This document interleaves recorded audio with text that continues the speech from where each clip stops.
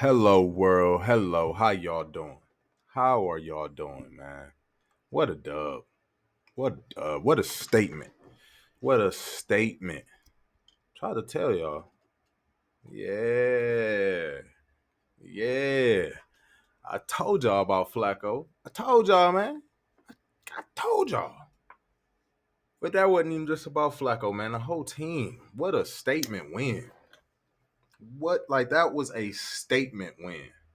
Only win we had all season better than that to me was the Ravens. Like, it wasn't even about our opponent. I know we just played Chicago. They ain't nothing special, but man, what a season altering win. Like if you look at the old Browns teams, man, that was a L. That would have been an L because we would have made it an L as players, as the team. Our standard that we had at the time, it would have been an L. Cause man, oh man, this guy that who we thought we picked up, everybody looking up to, he played great last week, led us to a victory, Flacco, and then he comes out here and he's throwing interceptions left and right. Ah, man, we down 17-7. Game's over, y'all. We may well pack it in. We really don't even need this win, no way, y'all. Let's just chill. We kind of beat up anyway. That would have been the old Browns. You ain't see none of that. You ain't see none of that. You didn't see any. You didn't see not even a hesitation, not a doubt, not a head hanging low, nothing. They played the same from start to finish, especially on the defense, which I love. I love. They don't care what the score is. They don't care none of that. If they making plays, they celebrating like they just made the play in the Super Bowl, which can get a little annoying and excessive, man. But I love it because I would rather have that than what we had last year, where you saw none of that, none of it. Guys didn't want to play. Guys weren't excited. None of that. Standard was different even from last year. Like this, what we seeing this year, y'all, is a completely different Browns team. Completely different. And you can say it was different the year we went to the playoffs with Baker and all that. But yeah, that team was still really underachieving. They were underachieving. Talk about having Odell, Jarvis, Chubb, supposed to have Baker, who was a good quarterback, top pick, all this stuff, offensive line intact. Like Miles Garrett, Denzel Ward, we had all them guys. We were underachieving. We were happy just because we made it in the playoffs, guys. If we beat the Steelers, yo, we came underachieving, man. But this year ain't none of that because they had a standard set. It don't matter if it was the starter, the backup, the standard was set. So no matter who comes in, no matter who replaces who, you got to play to that standard. And when that's the tone around your team, your organization, beautiful, man. Beautiful. We seeing the start of something that could be great. Great. Great. I'm going to keep great. Great, y'all. I'm not just talking about for this season. I'm talking about what you seeing this year could build something great. Talk about bringing in Nick Chubb. He'll be back next year. Deshaun Watson. We back next year. A lot of y'all like, oh man, Deshaun Watson. But man, y'all crazy. Just like I'm telling y'all with Flacco, like Watson gonna be all right. He already all right. He was showing he was all right. The guy just ended up getting hurt. Man, you bring them two back alone, it's a completely different team. Not even you start to mention the Conklins. What we gonna do with Conklin? DeJuan Jones coming back now. He had healthy. Are we gonna bring Maurice Hurst back? Delpit. All these guys, man. We've been dropping like flies. Anthony Walker can't stay healthy. We've been dropping like flies, man, in positions where yes, it may not, and sometimes it is our star players and Ward and Garrett and guys like that who went down, and Chubb and Deshaun. But we getting down to the nitty gritty now, man. We getting down to like our replacement players are now getting hurt. Like it, we dealing with some crazy injuries. But what you seeing from this team, this standard I'm talking about, man, they don't stop playing. They don't hesitate. There's no hitch in their thought. They just it's routine. It's routine. They feel it. And I will give Stefanski credit on that because that's how Stefanski is, man. He's even killed. Doesn't get too high, doesn't get too low. So yeah, we down 17-7. Yeah, our quarterback went down. Yeah, our backup went down. Yeah, we'll be all right. They've developed that mentality. They don't nothing shakes them. Not a single point in that game yesterday that I feel like, man, these guys, like, this is over. This is over. Not a single point. And in the past, I would have felt like that. I would have been like, oh, this is a wrap. Because now we got this quarterback who then threw 2 picks, 3 picks. Now it's just gonna spiral out of control. Like he's just his head's messed up. He gonna try to force it. That was the Baker thing. Once he make a mistake, now he trying to make up for it for the rest of the game. These guys just kept playing. And I told y'all last week that defense sets the tone. Defense has set the tone and the standard for this team. Schwartz gets credit for that. Stefanski he should win Coach of the Year. But man, that's a Schwartz mentality that's been brought in. You didn't see an inkling of that last year. They kept playing for Stefanski. But this year, man, it's different. It's just a different thought. It's a different mentality. It's okay. We'll be all right. We'll be all right. And now Flacco proved it yesterday. So now some of these young guys who was marveling at him and being like, wow, they saw them 3 picks in the first half and all that. Their confidence might have been shaken a little bit. But then he reminded them. And come the fourth quarter, he was like, man, let me show y'all. Let me show y'all. And a couple of those interceptions wasn't on it wasn't on Flacco within the play. Let me put it that way. Flacco made the right play. The one where he threw it, it got tipped. The guy got hit. They got tipped up in the air. That's football. So that interception, I'm not going to harp on him for that. The one to Tillman where it looked like he threw a bad ball or Tillman ran the wrong route. Tillman ran the right route. It's just he was supposed to alter the route based on the coverage. It was zone coverage. So he wasn't supposed to just keep running. Looked like he was running a post. He wasn't supposed to run the actual post. He was supposed to kind of taper off a little bit because we're in zone. So now that safety's already deep. So just run in front of the safety as opposed to just trying to keep running deep. Flacco wanted him to kind of run in front of the safety, and that's where that interception came from. The reason I give Flacco some blame on that is because, man, you got to know who you're dealing with. Know who you're throwing to. I'm going to give you the credit because you're the vet, and I'm talking about all the wisdom and the great plays you make and all that. But that also what comes with that, man, is the responsibility. Know your personnel, man. You're throwing to a rookie wide receiver who out here just trying to not make a mistake when when the ball is snapped. He's just trying to not be the weak link. He's trying to not make a mistake. Like that guy's not experienced enough to where he's like, okay, this is zone. I'm gonna taper this up. Nah, Flacco, come on, man. He about to run that route that you called. Period. Point blank. And that's that. So Tillman should have tapered the route off, ran it a little flat. That's somewhere Amari Cooper, guy like that, would know that. But come on, Tillman's a rookie. They're human. Speaking of Tillman, though, I like Tillman a lot. A lot. He brings something to the table. And we don't have another receiver like that. We got rid of him like in week 5 or whatever. DPJ. He was supposed to be that. A big body receiver. That's Tillman. And he's getting targets. He's getting the targets. He's not just out there seeing playing time now. That guy's getting targets. Flacco is targeting him because he doesn't care that you're the rookie and you're Tillman. Flacco is saying, based on the coverage I'm seeing, the play we called, you should be open. And he's just throwing to him, giving him opportunity. That's all Flacco's doing. I love it. I love it. I love it. I love it. Flacco. I told y'all he would be great for this offense. But I also told y'all he wasn't a top quarterback or anything like that. Not to get it twisted. Like, don't think what you see in these 300-yard passing games or the predictions I was saying where he was gonna fit well in Stefanski's offense was because he's some top player, some top just dominant quarterback. He's not, and he showed those things in the first half. Because even though 2 of those interceptions weren't his fault, he should have had another interception, at least one other interception. The one he threw to Tillman that went right through I think Edwards' hands went right through his hands. And then Tillman caught it. Luckily, it was a first down, but that should have been an interception. That should have been picked right there. Flacco made his mistakes, man. I knew he was. That's the part of him he's not a top quarterback. Like he has his flaws. He's gonna make mistakes. He's not Patrick Mahomes. He's not a top quarterback. You saw those mistakes, those things. But the same thing he did bad, the same thing he brings to the table bad, man, he brought that good. He brought what we need, which is, man, that we kept it close, kept playing hard. He just needed an opportunity at the end. When it came down to it, which was the fourth quarter, that man absolutely stepped his game up. Looked like a completely different player.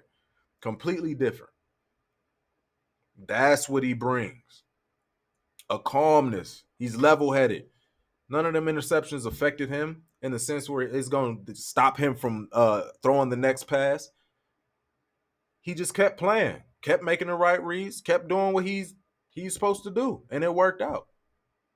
Excellent.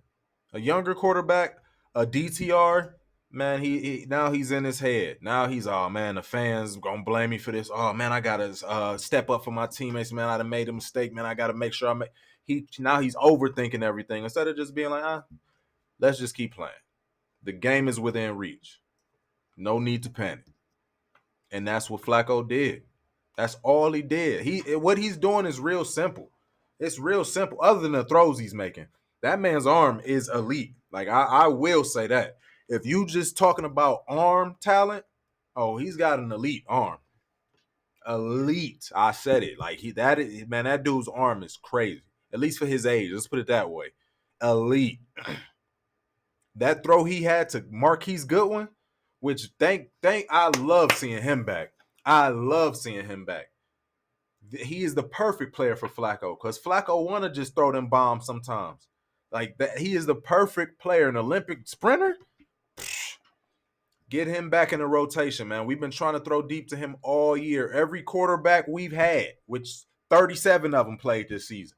All four of the quarterbacks that we had, all of them tried to go deep to Marquise Goodwin at some point in time. That is an aspect of our offense that Stefanski, you can tell he wants to keep it in there. You can tell he wants to establish it. And I love it.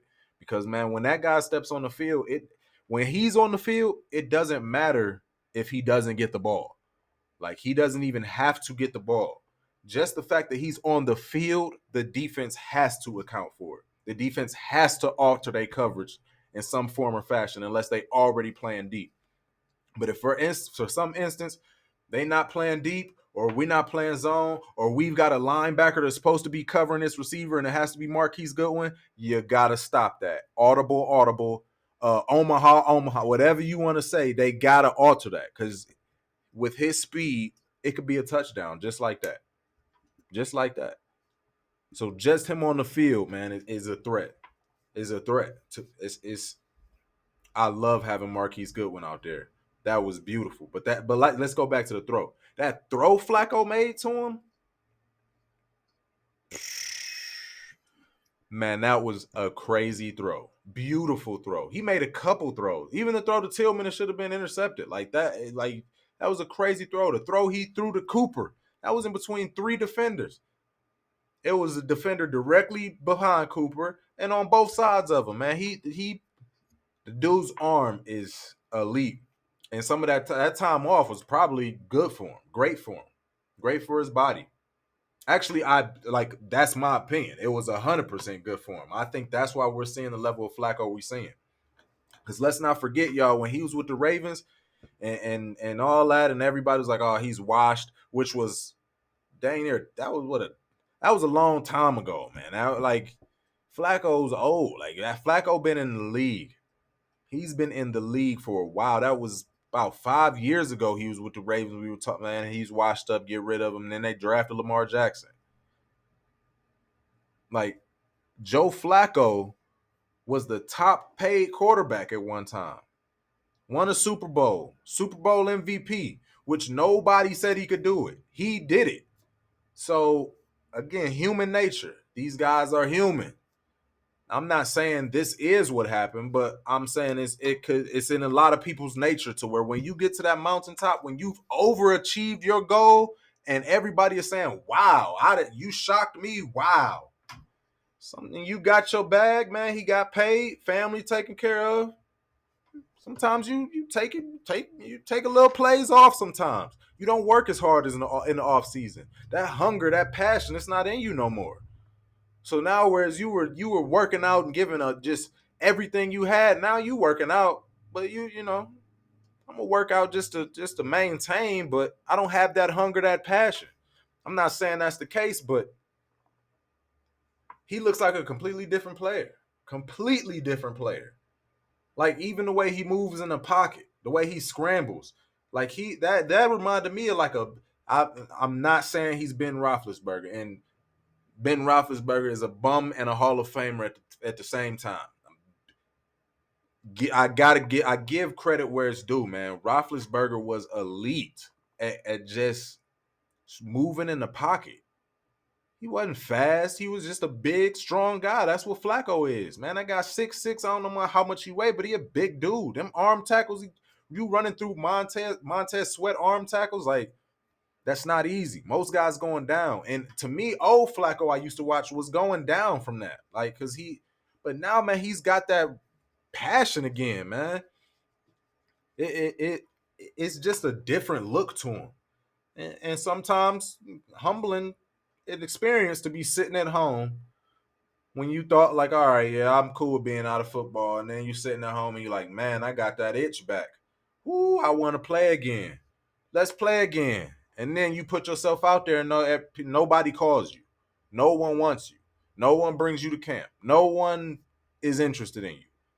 Man, that right there can be that light to set that fire again, set that passion again, man, within somebody. Again, I'm not saying that's the case, but to me, I love the fact that we got a Flacco that's been sitting at home, hungry to come play. Hungry to come play. For anybody.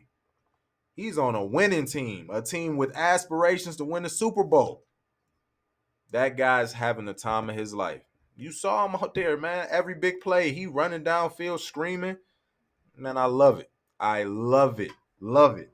And that game right there, like I said, man, that set a tone right there. That was a statement game. Statement. We had every reason to fold and lose that game.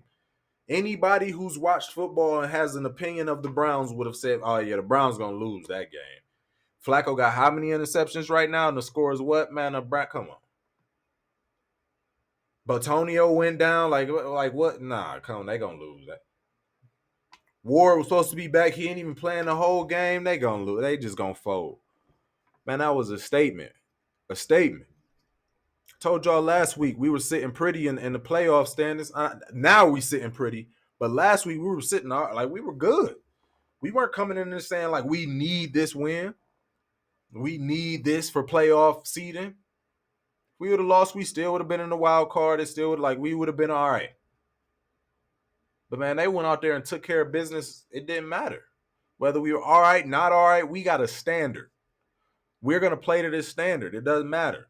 Okay, this player's out. All right, Hickman's in there, the rookie safety, which looks like a diamond in the rough.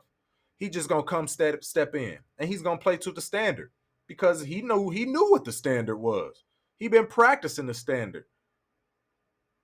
He's been around the standard this whole time. He knew what it was. You think he want to come in there and be the reason we start messing up? Delpit been playing great in this role. You think I want to come in here and not show out? Nah, especially in this defense, man. That's why players, before we played a game all year and we acquired Schwartz, when we first got him, man, you heard Eagles players, Titans, everybody coming out the woodwork, old Lions players talking about how much they loved playing for Schwartz in that defense. I love that defense. Oh, that defense is great. Myles Garrett's gonna be good in that defense. No, that defense is gonna be good. This defense allows players to just do what they do best and do what they want to do, which is just play football. I'm not asking you to do a whole lot of the X's and O's. Just go play backyard football. See ball, get ball. You a defensive lineman, beat your blocker right there. Blow up the play. You a corner, cover the receiver. That's what that's what they want to do. Schwartz allows them and enables them to do that. That's why these guys are able to just fill in, man. Ika got some playing time last year. I don't know why. I don't know why I said it like that, but he got some playing time. The rookie, like all this stuff, he only got a couple plays, but man, it's vital to growth, man. It's vital. It's vital. These are the type of games you want these guys playing in because they're gonna make mistakes. They're going to make mistakes. There's going to be the Tillmans running a route that, you know what I mean, if he was more experienced, he would run it differently. Those things are going to happen with young players. Let them get it out their system now. Let them get acclimated now. Let them get ready now. I love it. Love it, love it, love it. And Hickman, man, that guy played great. For those of y'all who like, Hickman played a great game. Great. Like that dude was making plays all over the field. Hickman played great. Great, great, great. And that was the best Dalvin Tomlinson game all year, in my opinion. I don't know what got in the big teddy bear, but he was everywhere. He was everywhere. Everywhere. Speaking of Myles Garrett and these hoes. These are blatant hoes, y'all. Myles Garrett is 100% right. It's egregious. It's ridiculous. I'm on board with him. I'm 100% on board, man. It's crazy. And the fact that he didn't get a holding penalty call all game for him is absurd. The dude's the best edge rusher in the game. Like he's the most dominant defensive lineman in my opinion right now in the game. And Aaron Donald, like he's a little older now, man. The baton has been passed to Myles Garrett. Like Myles Garrett is making those type of plays where every play you just like, man, goodness, this dude is what in the heck. But when you got guys just holding them, man, like it, come on. But that's my fan perspective. I'm watching the game. I'm cheering for the Browns. What I'm looking at is a hold. What are y'all doing? Y'all got to call that. But from the business perspective, from the Roger Goodell perspective, the NFL, the owner's perspective, the teams like GM, man, they gonna keep these quarterbacks safe, man. They're going to start keeping these quarterbacks, well, not start. They're going to continue to find ways to keep them safer and safer as we progress through the NFL and the history of it. They're going to continue to implement things to protect them. I'm not saying that Myles Garrett coming out and bashing the refs and them not calling anything, maybe that was like a little revenge thing or like, that they ignore. Maybe it was, but regardless, they cannot call that all those holds. Like y'all got to think of it on that perspective as well. They cannot call all those holds because there was a lot of holds that should have been called on Myles Garrett alone. Like I'm not talking. I didn't watch Montez Sweat, and he probably got held a couple times too. But like it was a lot of plays that he should have got a holding penalty called on the guy against him. And if the guy wouldn't have held him, it would have been a impactful play, a sack, or something. Like it was crazy. But the NFL can't call all these hoes. Like they have to talk to these refs or do something and be like, listen, man, like our quarterbacks are getting crushed. Like franchise quarterback after franchise quarterback, then been getting crushed. They're gonna protect those guys. And if it means, hey man, let these offensive linemen get away with a little more, then that's just what it's gonna be. We may as well quit complaining now. Like it is what it is. Hopefully it's across the board and it's not just a Cleveland Browns thing, which I don't think it will be. It is what it is, man. It is what it is. We're gonna have to just play through that, which we can. That's the beautiful thing. We got the best defense in the league, y'all. Despite all these injuries, we've got the best defense in the league. Despite all these injuries, we 9-5. Like that's unheard of. That don't even make sense. Like all these injuries, we still winning. That's why the guy is coach of the year. You can't. I don't even want to. I'll listen to the argument, but man, at the end of the day, like this dude has he has one of the best records in the league. Don't have his franchise quarterback. Don't have the best running back. He's missing, like, if you name the top 10 important players, man, he's missing a nice chunk of that. Like, it actually blows my mind how many injuries we've had to deal with. Even Batonio going down. Like, it's crazy. It's crazy. And I think Christensen, the left tackle, Speaking of our offensive line, the left tackle I'm cool with. Christensen, the guy we brought from the practice squad, I think that's his name. I'm cool with him. He's been playing all right. But boy, Hudson, man, Hudson is atrocious. I not a fan of Hudson, man. I know Sweat is a tough matchup, but man, Hudson just not it for me, man. Not it, not it. Wasn't a fan of the way he played last week.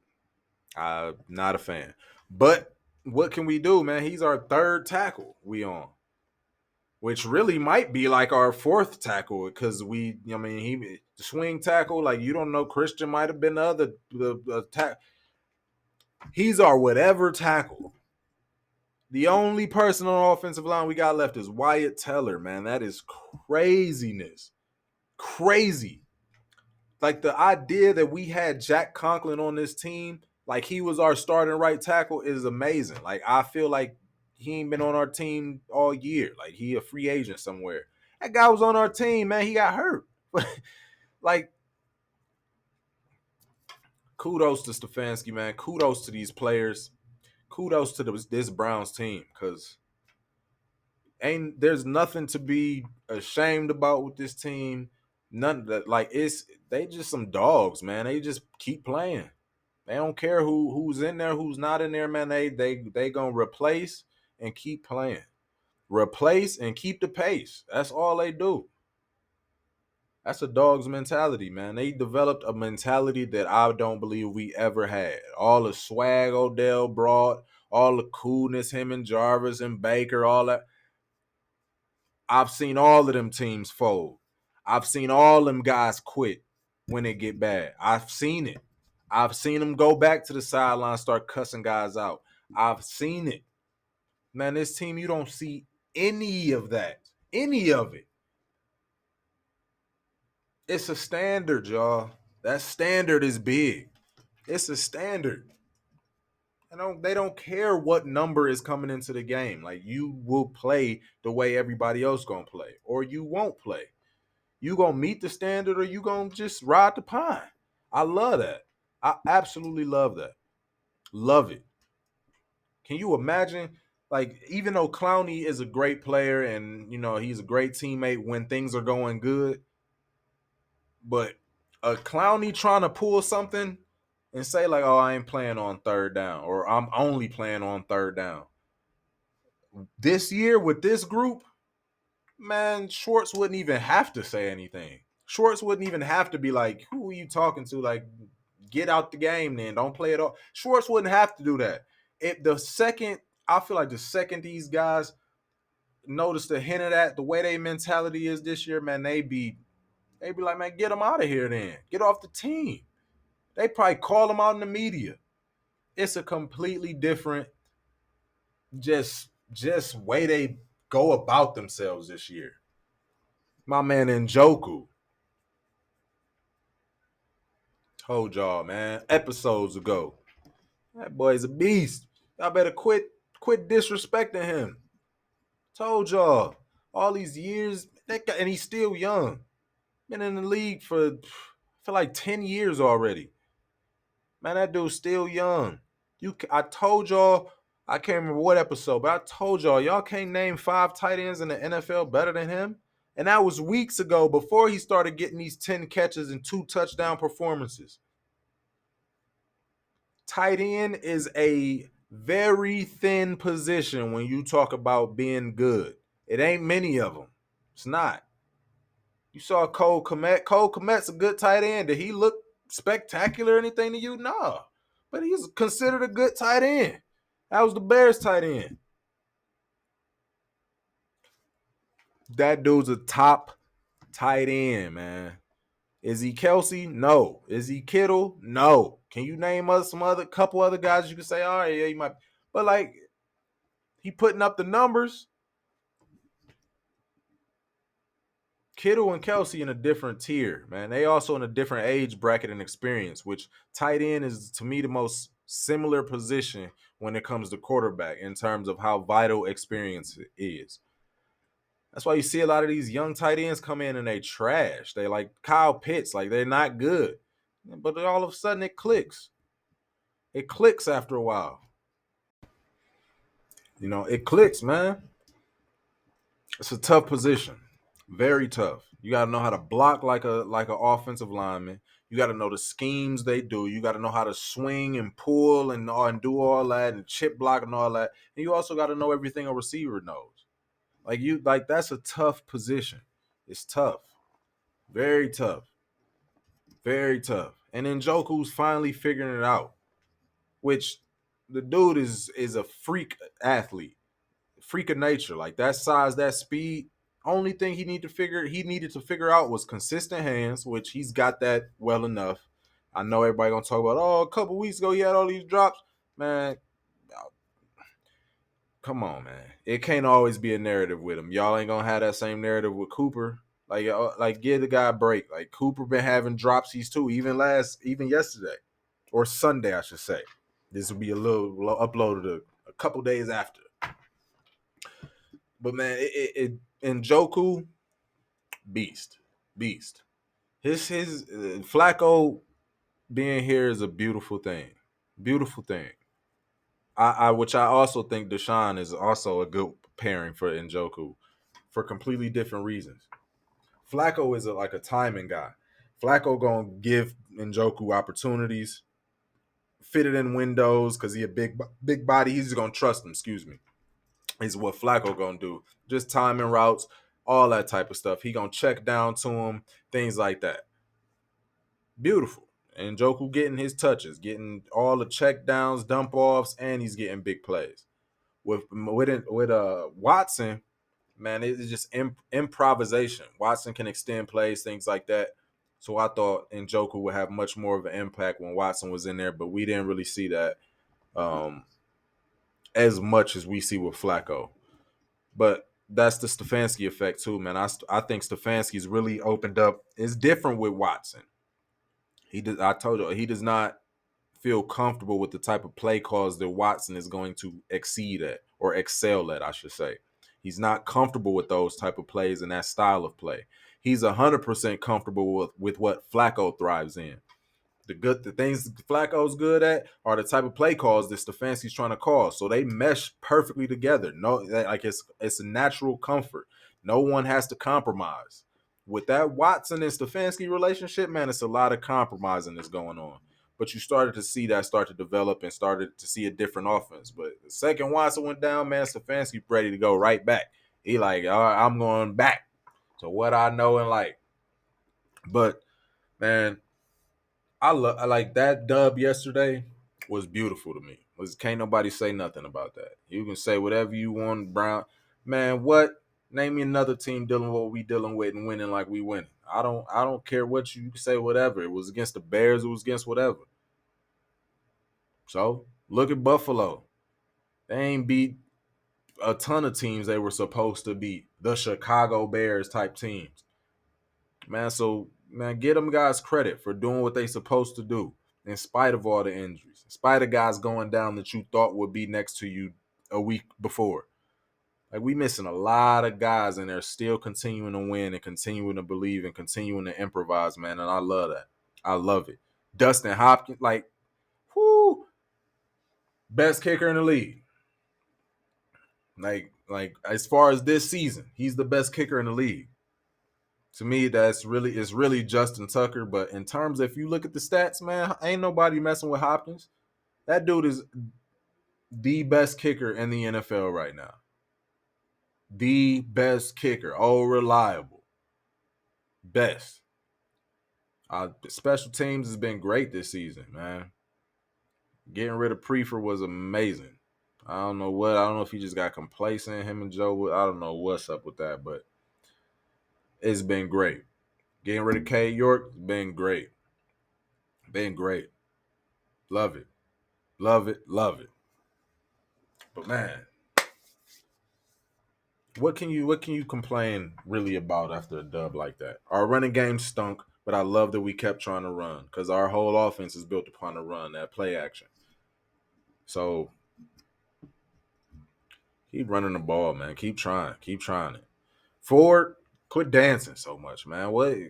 Forward, man. Run. Just run forward, man. Hit the hole. Quit dancing, shuffling feet, doing electric slide, man. Get upfield. Get upfield for it. That's why I like Pierre Strong. I want to see him get some more touches. I think Hunt should strictly be like a short yardage back.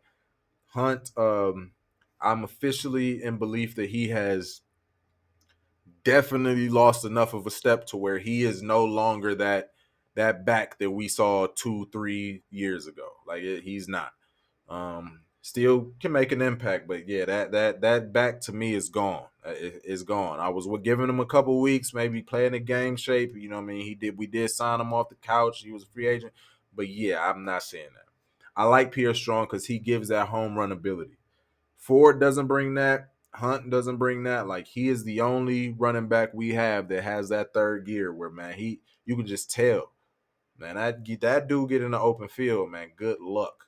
Good luck. Good luck. But I love y'all, man. I love y'all. Great win. Great win.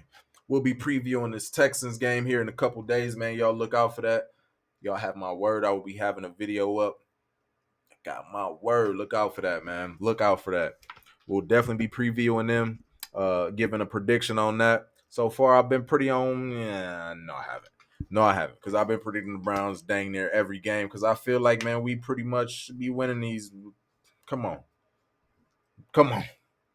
But I love and appreciate y'all, man. I really do. I'm gonna also do a Cavs video. I just gotta really go in depth in them on them because if I try to merge Browns and Cavs right now, these videos would be over an hour easy, and I'm not gonna do that to y'all. I don't, I love being on the mic, but Mike can't always be on the mic. I gotta do other stuff too. I love y'all, man. I appreciate y'all. I appreciate y'all for being here. Y'all got to do other stuff too, man. But y'all chose to be here listening to me, man. I appreciate that. I love y'all. Make sure y'all like, y'all subscribe. Look out for that preview video for the Texans. Look out for that Cavs talk, because I still unequivocally believe JB got shit go. Gotta go. Kind of changing my opinion. Not even changing my opinion, but that Garland and Mitchell thing, man, them guys is a toss up. I was saying Mitchell's the one that got to go, but I have my reasons for that, man. Y'all look out for that video. I'll get in depth on that, man. I love and appreciate y'all, man. God bless. I'll talk to y'all next time. Peace.